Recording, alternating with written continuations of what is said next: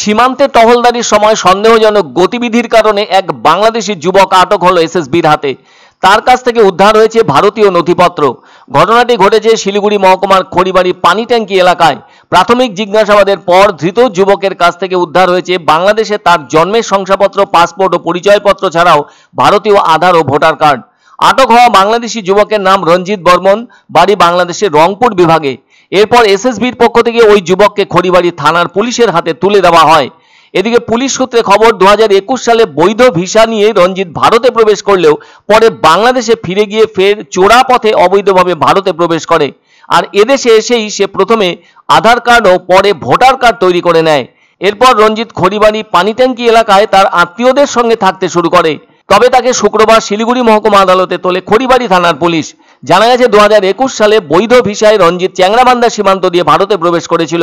আর এবার ধরা পড়ার পর তার কাছ থেকে যে ভারতীয় আধার কার্ড ও ভোটার কার্ড মিলেছে সেগুলো সবই নকল।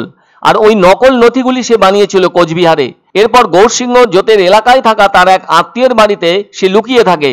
আবার এসএসবি সূত্রের খবর, রঞ্জিত মোটা অঙ্কের বিনিময়ে একটি চক্রের সাহায্যে ভারতীয় আধার ও ভোটার কার্ড তৈরি করেছিল।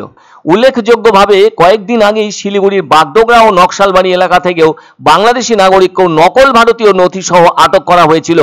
এই ঘটনায় সীমান্ত নিরাপত্তা নিয়ে প্রশ্ন দেখা দিয়েছে। সত্যি তো এরা যারা ধরা পড়ছে তারা এদেশে অবৈধ পথ ব্যবহার করে সীমান্তরক্ষী বাহিনীর নজর এড়িয়ে প্রবেশ করছে কিভাবে?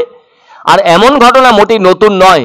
আসলে গত বছর বাংলাদেশে শেখ হাসিনা সরকারের পতনের পর উত্তর পূর্ব ভারতের বিভিন্ন রেল স্টেশন থেকে শুরু করে অন্যান্য স্থান থেকে অনেক বাংলাদেশি নাগরিককে গ্রেপ্তার করা হয়েছে।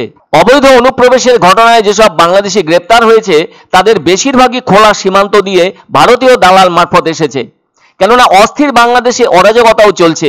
ওই দেশের অন্তর্বর্তীকালীন সরকারের প্রধান উপদেষ্টা হিসেবে মোহাম্মদ ইউনূসের একপেশে মনোভাবে চলা গণতন্ত্রের অবস্থা খারাপ হওয়ায় অনেক মানুষ কঠিনভাবে জীবন কাটাচ্ছেন। আবার সেভাবে কাজও নেই ওই দেশে, যার ফলে বাংলাদেশি নাগরিকদের একটা অংশ অবৈধভাবে ভারতে প্রবেশের মনোভাব নিয়ে নানা প্রান্ত দিয়ে প্রবেশ করে থাকছে। তবে যে ধরা পড়ছে না তারা তা কিন্তু নয়, ধরা অনেকেই পড়ছে বলেই অনেক কিছু জানাও সম্ভব হয়েছে।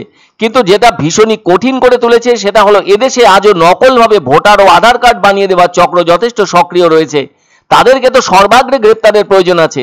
এদিন যে রঞ্জিত বর্মন বলে বাংলাদেশি নাগরিকটি ধরা পড়ল, সে কোচবিহারের কোথা থেকে ওই নকল ভারতীয় নথি বানিয়েছিল সেটা জানা প্রয়োজন।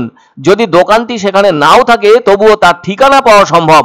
আসলে পহেলগাঁওয়ের মর্মান্তিক ঘটনার পর ভারতের ভেতরে এবং সীমান্ত অঞ্চলগুলিতে কড়া নজরদারি চলছে। এভাবেই উগ্রপন্থী সংগঠনের এমন কেউ যে এদেশে প্রবেশ করেনি তা বলা মুশকিল। ফলে এই মুহূর্তে সীমান্ত এলাকায় ধরা পড়ার প্রবণতা আগের থেকে অনেকখানি বেড়েছে।